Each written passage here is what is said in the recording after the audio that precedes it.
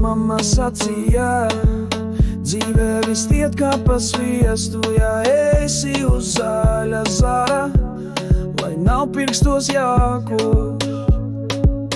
Esi pats savas laimes kalējs, lai arī reizēm iet kā pa celmiem, nemet plinti krūmos pat, ja ir grūti, necel vētru ūdens glāzē, tā vietā elpo dziļi un rāmi, dziļi un rāmi.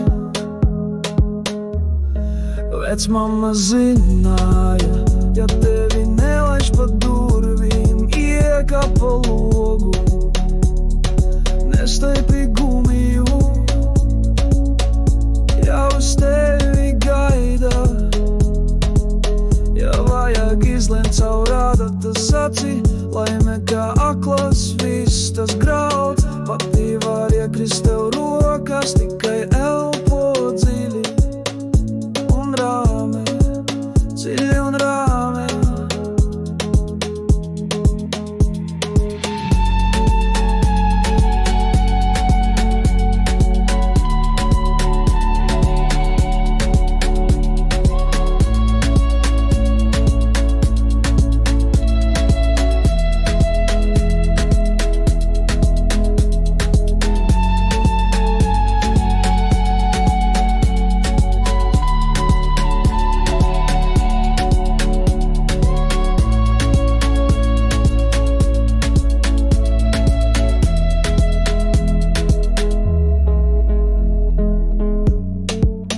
Vecmamma teica, nestāvi blakus, rokas klēpī salicis, maz cīnītis gāž lielu vezumu.